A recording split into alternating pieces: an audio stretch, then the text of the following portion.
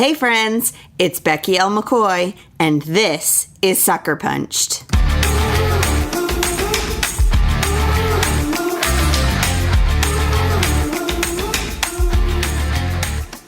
This is episode 58 of Sucker Punched, and it's actually the second in a two-part episode about what is burnout and kind of exploring what that really means and what it looks like and how we can deal with it in our lives. So if you haven't listened to part one of my conversation with Chantel yet, head back to episode 57 and start there, because you're not going to want to miss anything that we talked about, including some lengthy discussion about marshmallow dream bars, which are delicious.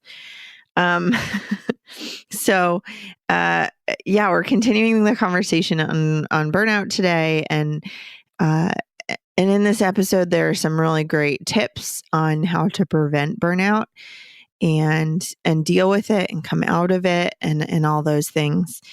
I've been, as I did with the disappointment series, I've just been processing a lot of what burnout looks for me personally and how I deal with it well and how I don't deal with it well and what I've learned. And I realized that burnout used to be a regular part of my life rhythms. And when I became a single parent and started solo parenting after my husband died, I was really forced to reckon with that and deal with burnout a whole lot better. So I wrote down a lot of those thoughts on the blog, and you can find the link in the show notes or head to beckylmccoy.com and find the post called "What You Need to Know About Burnout from a Single Parent." And I'd be curious to hear whether or not you're a single parent. I know you've experienced burnout. So what are some of the ways that you have learned to handle it? Let me know on social media or send me an email or comment below this episode. So like I said, this is the second in a two-part series on introducing the idea of burnout. If you haven't caught up yet, please do that, because it's a really, really rich and wonderful conversation that we had, and I don't want you to miss. And if you've already listened, awesome, because here is part two of my conversation with Chantel.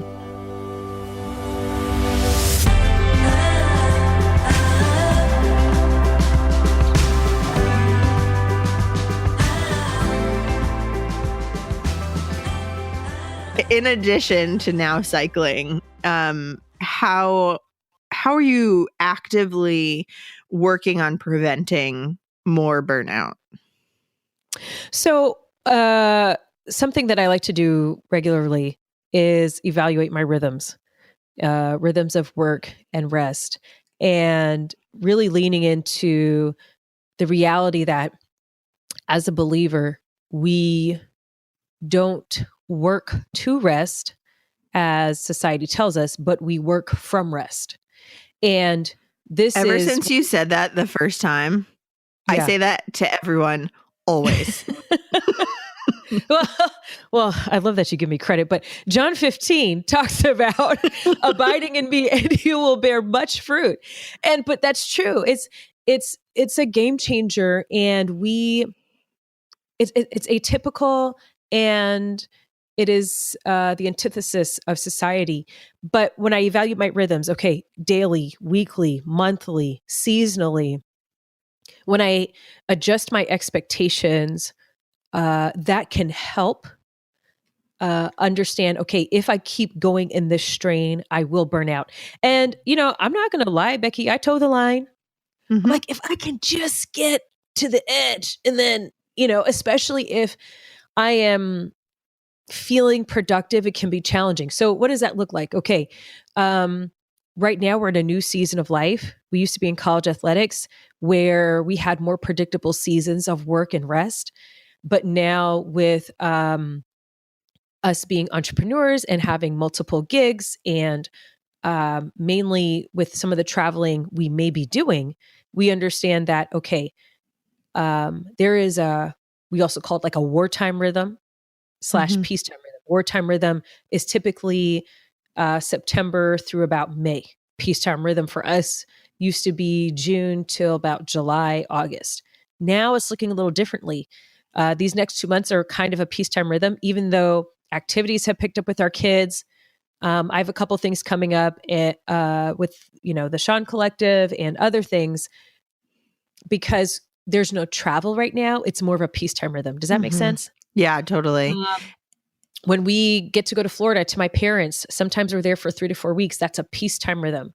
And so then we still plan our time, but we realize, okay, it's more lax. We can linger. We can say yes to things. We're in wartime rhythm. We're not showing up to a whole bunch of kids' birthday parties. That's just not happening. So, yeah. Oh, yeah, I get it. For me, when it's wartime rhythm, like if I'm up till 11, 12, 1, it can't be to watch Hulu. And so for me, I have to say, okay, keep putting this on my deck. Okay, peacetime rhythm.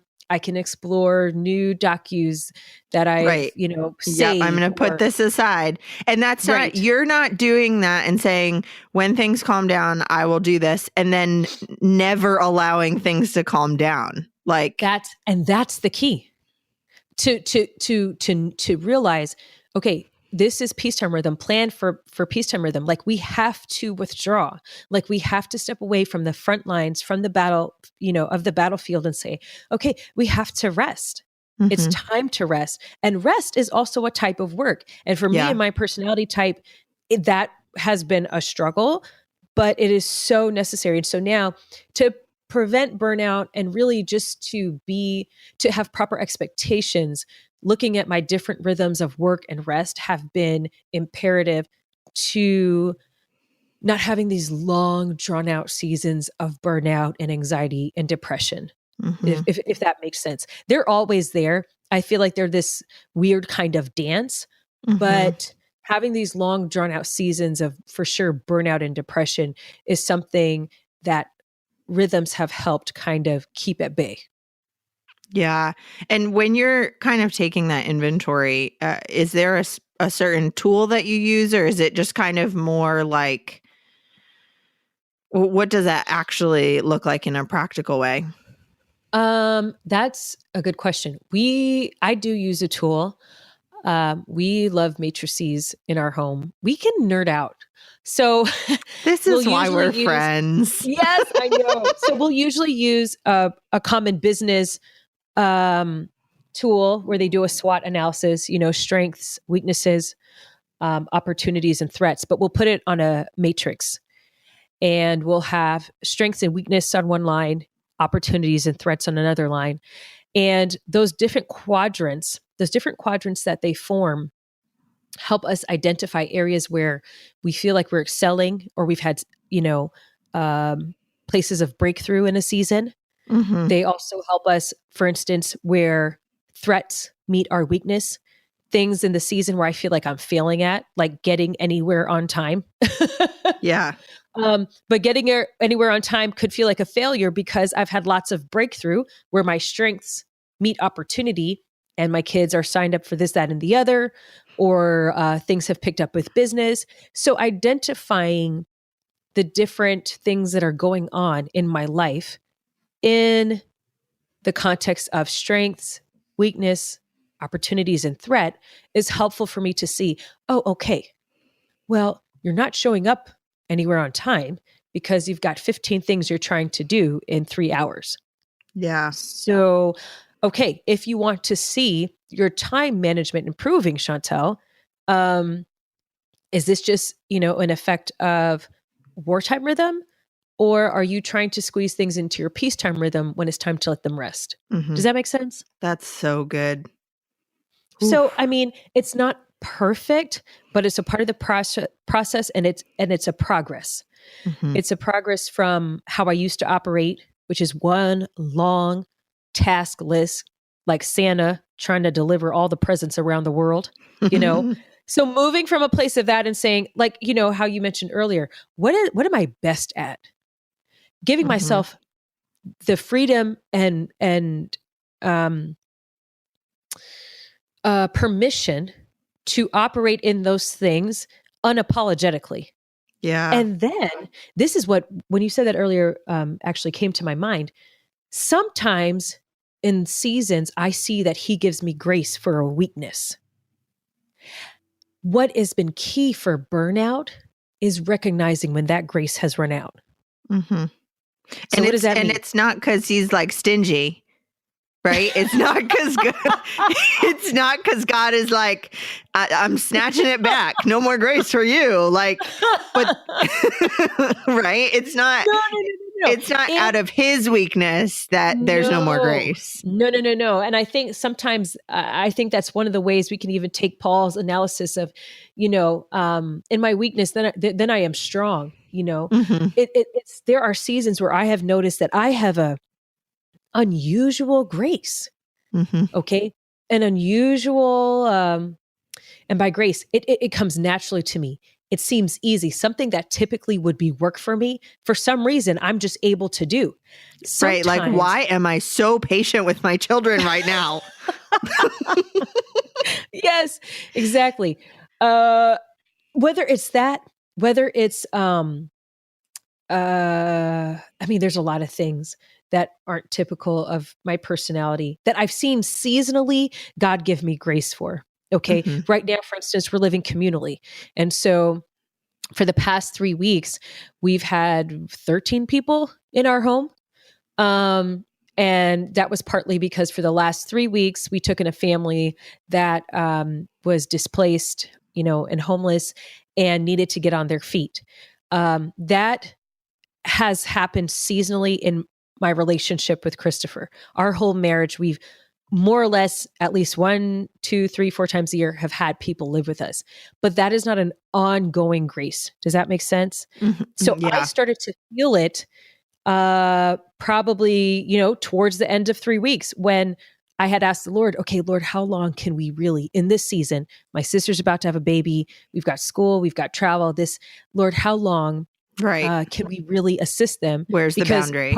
Where's the grace? And I just kind of heard him say, a month would be good, and sure enough, towards those last few days, and maybe it's because I knew, but I did feel some like, okay, yep, we've all kind of reached our capacity. Yep. And so that's important for burnout, because it can be exciting operating in a lane that you're not used to.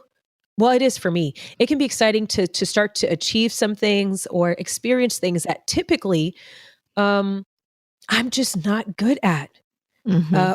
Or I have to work really, really hard to produce. But when God gives you this grace, it's like a dust, like a magic dust. And it's like something that typically comes so hard for me. Like, honestly, working with certain types of people. Mm-hmm. Okay. Depending, it can be very challenging. We live, our home is physically located on the front lines of where a lot of people a lot of neighbors without homes live. Mm-hmm. That expression in and of itself, I'm going to be transparent, it has been a new vocabulary term for me. Yep. Typically it's just homeless people, Mm-hmm. or other things that, maybe aren't nice. But for some reason, the past 2 years we've been at this house, there has been a peace and a grace that surpasses my understanding for why I even now have a passion for advocating for our neighbors without homes. Not that I was completely careless before, but it just wasn't a priority. Mm-hmm. And I think what's been important for me to realize is that there's an ebb and flow to this grace. And so it could be possible that when we move from this place, the grace he extends for me might be for something else. I don't know. Yeah. But I'm not going to worry about it right now. So in small things with my kids, in things like having people live with us, in things in my community, I can see seasonally where he has given me grace. And the point is to recognize, has the grace run out? When I start to feel super heavy, when I start to feel like I am striving, and not like, when you ran the half marathon, it's like, okay, I got to cross the finish line. Not in that kind of way, but in a way where it's like, I'm having to conjure up fake feelings. Yeah. Like, right. Like, yeah. and not I'm even a healthy super fake excited about this. and the master will be pleased. Yeah. And like whenever I have to use negative motivators to try to get the job done, when I start seeing that creep in, that's when I realize, okay, has the grace run out? Mm-hmm. And most recently, that's what happened. I was serving at a local church, and I just felt it creeping up. I felt it creeping up, and it's been I kind of, procrastinated in turning in my resignation. And I think I started to see some of the ramifications of that with myself, with my attitude towards turning up at church. And I knew it was time to go. And I was like, and it wasn't like a quit and stay. It was like, well, let me just finish. If I can just do one more. And God was like, now you're just doing this on your own. Yeah. Because I told you time was up and I'm trying to get you to do something else. And you still trying to play in somebody else's sandbox. And it's time for somebody else to come play in that. Yeah. You need to come do something else. And so when I sense my attitude starting to change, when I'm using shame or guilt to motivate me, that's when I have to say, wait a minute, has the grace run out for this position, this work, this relationship, this schedule, this rhythm I've set out for my family? If so, let me pay attention to what God's doing and sense there's a transition on the horizon, or there's a transition I need to make. Sorry, So that good. was a lot. That was like a fire hydrant. So good. I love it. I'm just sitting here soaking it in. It's all good.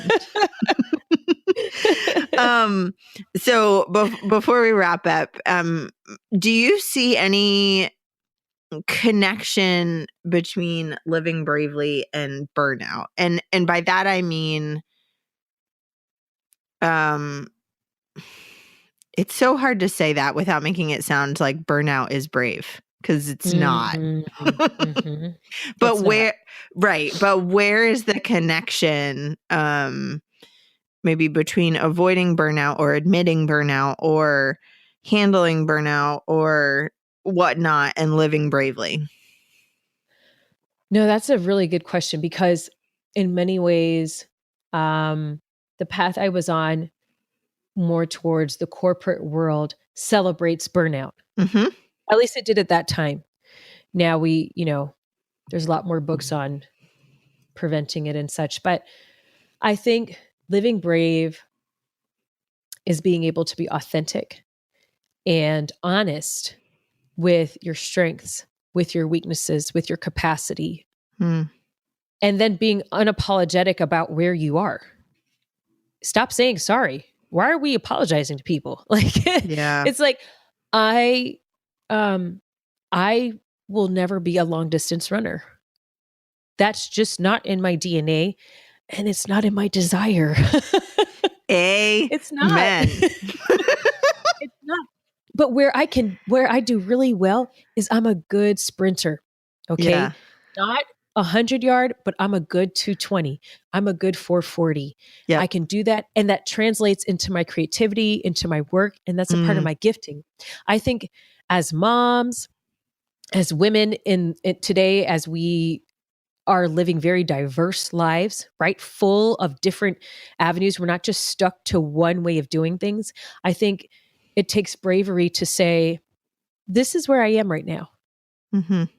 And I need help, or I want help. Just today, getting ready for my call, I was busting it trying to get out the door like a crazy person. I look like that cartoon character that turns into a tornado. What is his name? The devil. The devil. Yes, the Taz. Tasmanian devil. Yes. Okay. Woo. Yes. Good my work, poor team. Children. Yes. Yes, I'm sure behind my back, my kids call me Taz. Mm-hmm. And, Chris happened to be home and he stopped me and he said, hey, do you want me to, take the kids to, they take some extracurricular classes. And I was like, oh man, yeah. Do you have time to do that? And he was like, yeah, sure. I can do that. No problem. And he said, you can ask. He said, if you need help, hey, don't laugh at me. He said, hey. I'm laughing at myself because I know that I need people to say that to me. Yes. He said, you can ask. Like, don't try to do all this by yourself and not at least see if I'm available or one of the other 3 adults in the house is available. And even my brother-in-law getting ready for the call. Oh, yeah, sure. You want to use my computer? Yeah, you should just ask me. I could have set that up. It is, the retreat helped me see, the retreat you just did last month really helped me see that bravery isn't always, jumping off of the cliff to save somebody and keep them from, falling. Sometimes it's just asking for help. Yeah. Sometimes it's just saying, waving the white, or even before we have to wave the white flag, hey, could my kids carpool with you?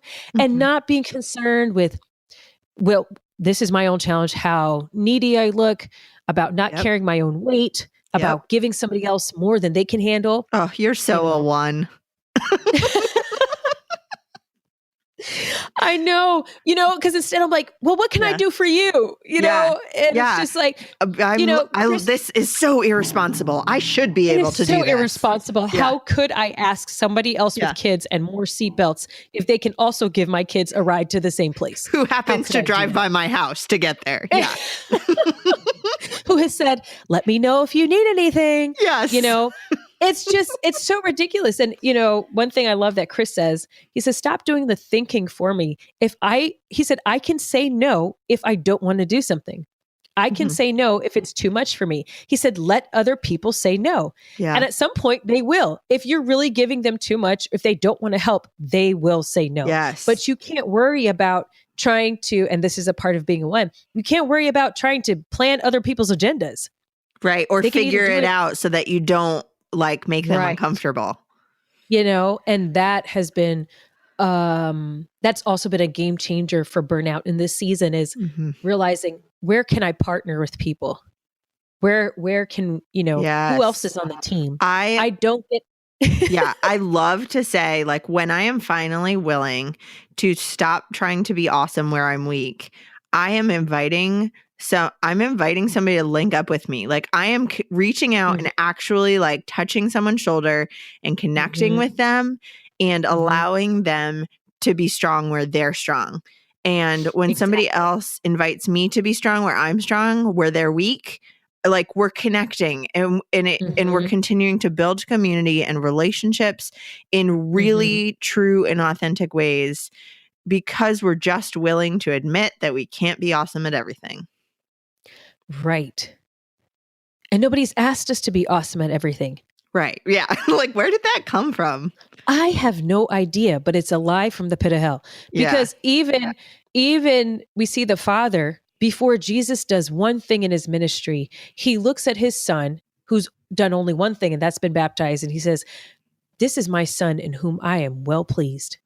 Before he stepped in the wilderness, before he calmed the waters, before he multiplied bread and fish, before he completed his ultimate sacrifice of dying on the cross, he said, I am well pleased in the fact that you are my son. Before he even started.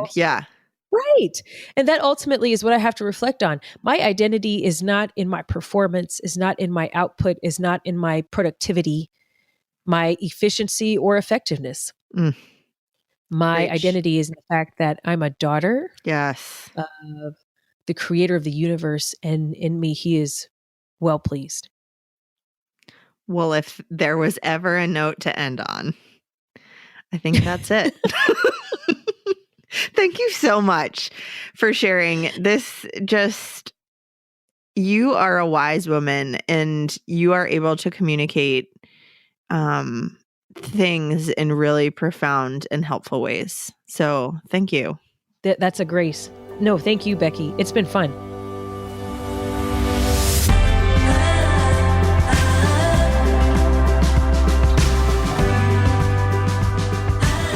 We probably could have talked for hours more on all of this. So you're welcome for not making this like a 15-part episode. But I just thought there is so much wisdom in all of the things that Chantel has to say. And every time she speaks or shares, it's that way. She's just so gifted and wise in encouraging people, and I just find myself like hanging on to every single word that she says every time we chat. If you want to hear more from her, in addition to being on Instagram and Twitter, you can hear some of her story and learn more from her. And from the 2 previous Brave Together virtual retreats, you can get the audio version. It's called Brave Together to Go at beckylmccoy.com/shop. And she was one of the speakers in both the retreat on perseverance, which was fall 2018, and also the winter 2018 retreat. So you can head there and get more Chantel in your life, which I think is awesome. Huge, exciting special announcement. Since next week is Thanksgiving, you get a special bonus episode tomorrow. Yay. I'm talking with Becky Kaiser. She is the founder and owner of Sacred Holidays, and her new book is all about managing your expectations and getting through the holidays and keeping them special, and especially without burning out. So we're going to talk about that. And I really hope that it's going to be encouraging for you going into the holiday season, that you do not have to push yourself. Holidays don't have to be this magical, over the top experience, but they can be really special while still maintaining sanity and boundaries and all those good things. So keep your eyes peeled for that episode tomorrow. That, in addition to these 2 episodes, you're going to want to share that one with your people, because it's really good. And Becky has a lot of wonderful things that she shared with me that I'm excited to share with you. And when you share an episode, that's a great opportunity to take a minute to rate and review this podcast. I know I say it every time, and probably every other podcast you listen to does too. And it's because it's really helpful for us. It gives us important feedback, and also helps new listeners to have this podcast recommended to them. And I think maybe after Thanksgiving, I'll pick a couple of random reviews, and I'll send a special pre-Christmas something too. So make sure you review, and maybe I'll send you something in the mail. Yeah, that'd be fun. Let's do that. This podcast sounds great because the folks at Resonate Recordings are great. They do the hard work of the editing and the mastering part of things, but they're also really wonderful in all of the technical and creative aspects of podcasting. And so if you are interested in starting a podcast, getting help to do that, or you want to make your current podcast better, you should definitely check them out at resonaterecordings.com. As always, you can find me online at beckylmccoy.com or social media at Becky L. McCoy. I would love to get to know you and chat with you more there about burnout or anything, really. I love Instagram. We have fun over there. So I look forward to chatting more with you. Until tomorrow's very special holiday episode, I am Becky McCoy, and I look forward to chatting with you then.